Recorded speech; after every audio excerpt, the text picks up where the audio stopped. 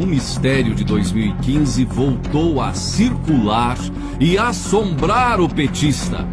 O estranho caso do voo de Lula para Roma, quando um delegado da Polícia Federal proibiu que a bagagem fosse averiguada. A doleira Nelma Kodama, delatora e condenada na Lava Jato, foi presa nesta terça-feira em Portugal durante uma operação contra o tráfico internacional de drogas. As investigações começaram em fevereiro de 2021, quando um jato executivo de uma empresa portuguesa de táxi aéreo pousou no Aeroporto Internacional de Salvador com 595 quilos de cocaína escondidos na fuselagem da aeronave.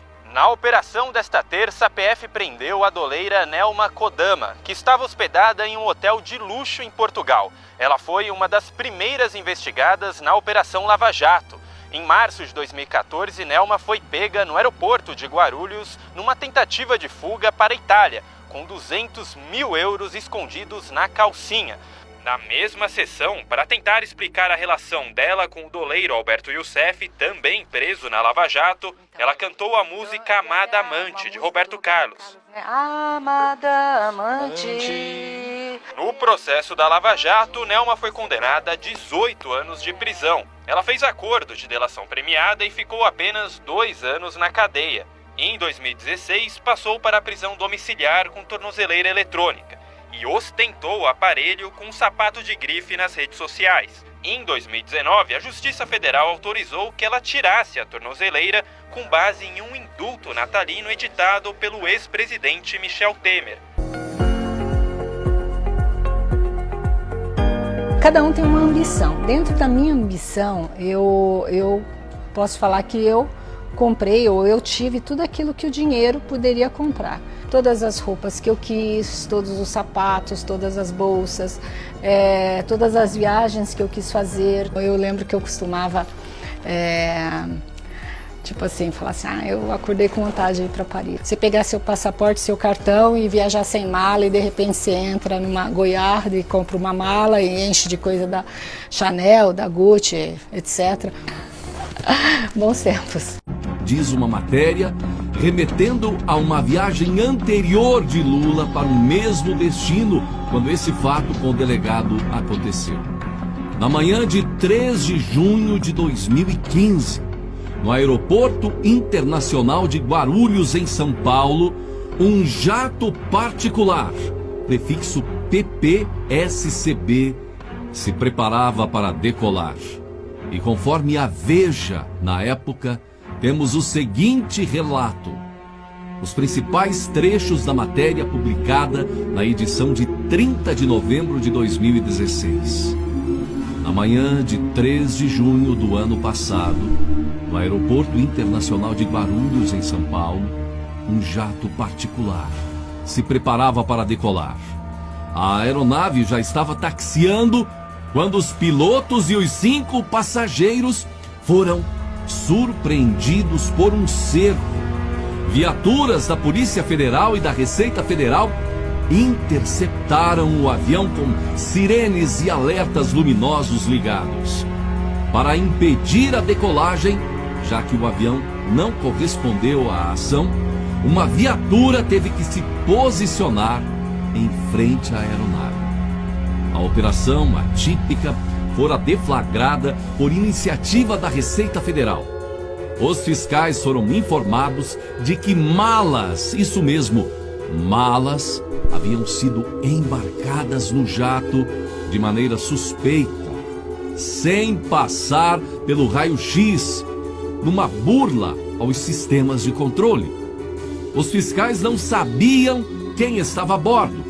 Tinham informações imprecisas sobre o destino do avião e haviam sido alertados de que a bagagem embarcara durante a madrugada, driblando a fiscalização alfandegária. Diante da suspeita, não restava alternativa. Era preciso correr para fazer uma inspeção antes que o jatinho partisse. A operação cinematográfica, porém, foi abortada antes de ser concluída. Isso deu origem a uma investigação sigilosa em curso à época na Polícia Federal e no Ministério Público Federal. Após o piloto desligar os motores e abrir a porta, um delegado e um agente da Polícia Federal entraram no jato com capacidade para até 8 passageiros e 3 tripulantes. Pasmem.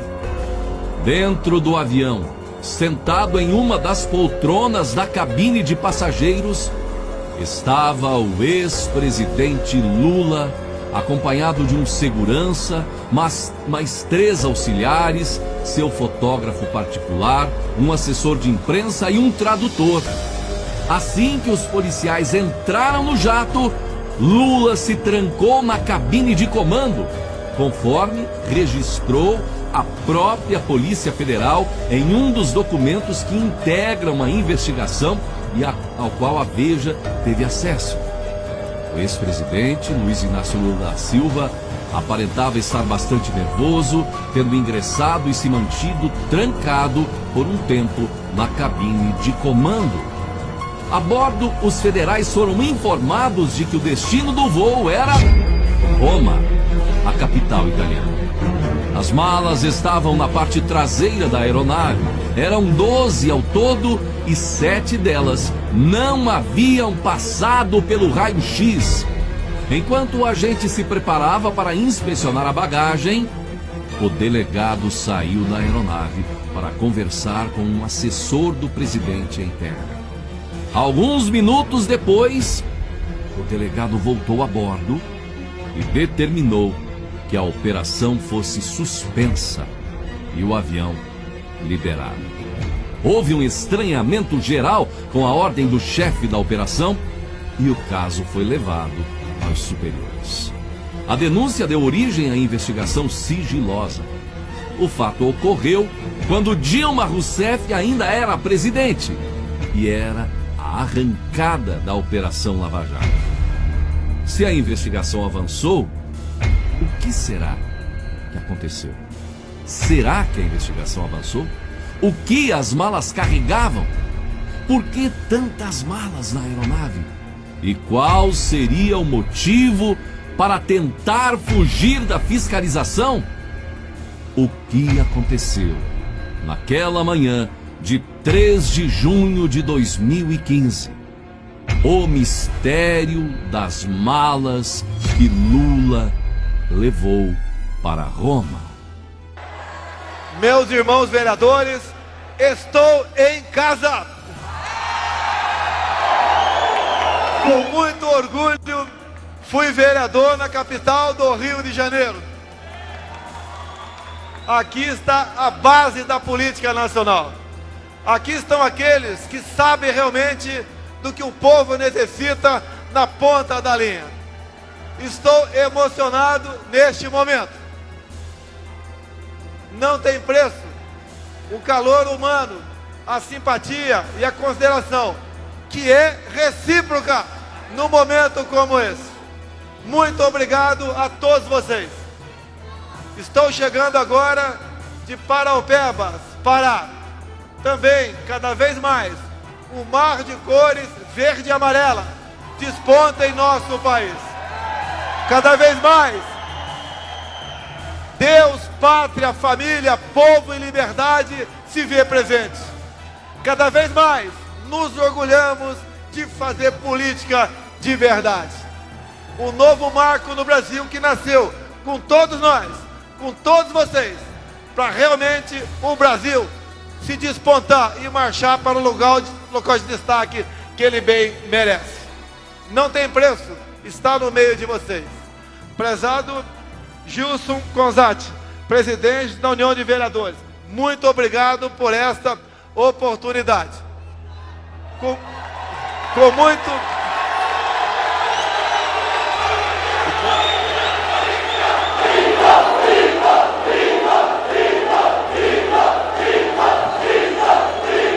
É muito bom estar no meio de vocês. É um congressamento onde nós trocamos ideias, informações e experiências para melhor servir em nosso município. E o nosso município é o Brasil. Cada vez mais em nosso governo, nós levamos as políticas para os municípios e para os estados. local onde realmente vocês conhecem a necessidade do nosso povo. Bem, demonstramos, por ocasião da pandemia, que tratamos da mesma forma todos os estados e todas as cidades do nosso Brasil, independente da coloração partidária reinante naquela região. Servimos a todos, passamos por dificuldades, por maus momentos, mas o nosso povo é bravo, é resiliente, tem fé e acredita, e ele vence a esses obstáculos. Nessa rápida passagem por aqui, vocês percebem no meu semblante a alegria de estar no meio de vocês. E eu, como homem temente a Deus, peço que nos dê cada vez mais força para resistir e coragem para decidir. Todos vocês são importantes para o nosso Brasil. Vocês são a base da estrutura política nacional. É de vocês a força que chega até nós. Meu muito obrigado a todos os vereadores e vereadoras do nosso Brasil. Brasil acima de tudo, Deus acima de todos. Muito obrigado.